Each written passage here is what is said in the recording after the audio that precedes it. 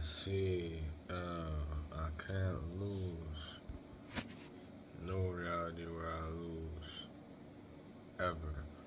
Today is Friday, June 19th, day 170 of the 100 push-up, 100 squat progressive challenge for a year. We're almost done with the month of June. We're doing 150 push-up, 150 squat every single day for the month of June. And for July, we're doing 160 push-up, 160 squat every single day for July. We're almost halfway through the year. We're still pushing. Let's go. Or until a maxillofacial CT scan clears him. And that's going to wrap it up for today's video. If you enjoyed, make sure to hit the like button, subscribe to the channel, and turn on notifications so you never miss an upload. Here are the 3 top comments from last video. The first one's from Dustin Nats 3163. It's in reference to the back and forth between Alex Beheda and Herb Bean. It says Herb Bean describing where you cannot strike, and then seeing Alex with the knots in those exact spots is crazy. SMH. The second one's from Bertle McGirdle. It says Herb Dean did the same type of damage control when Dan Hardy called him out for letting the fight go too long. Herb is never accountable. Final one's from Chris Robson, 5101. It's a reference to Jamal Hill saying he's moving up to heavyweight and wants to fight Josh Hogan. It says, I don't think Hill would survive the press conference, never mind the fight. If you want to be featured in our next video, all you have to do is drop a comment down below. And as always, thanks for watching.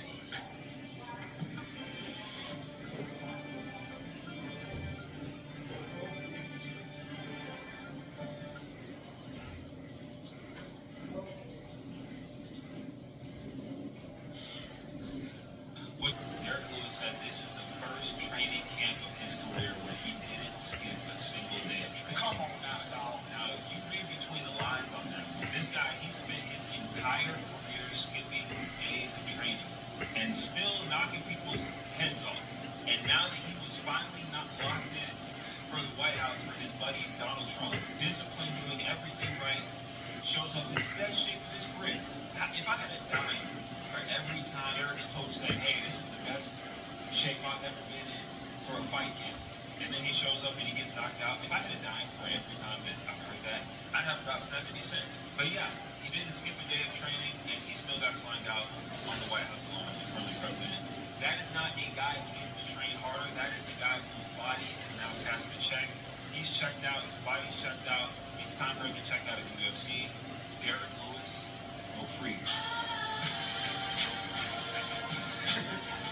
Next person, Michael Chandler.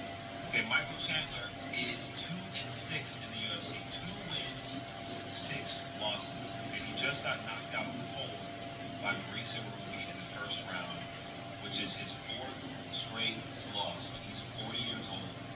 What does he do? You know, honestly, I think the reason why he's getting away with it is the blue eyes. Okay, and hang in here with me. You know, you got a friend with blue eyes. You'd be like, what are you doing, bro? Like, okay. And then look at you with the big old blue eyes, and you're like, you know what? I guess he's got this. He's got it under control. And I know this is true because the Spurs head coach, Mitch Johnson, is a great example of this. Super calm, sitting there,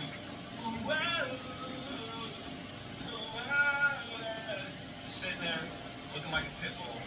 You're just wondering, like, is there a genius behind those eyes? What's going on behind those eyes? Absolutely freaking.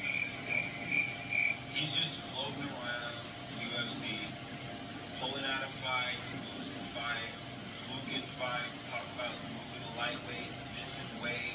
We just keep assuming there's a plan in here somewhere. There's not a plan. Here's the plan, Brian. Go for it. Here's my next person. He may not even be in the UFC, but I saw a headline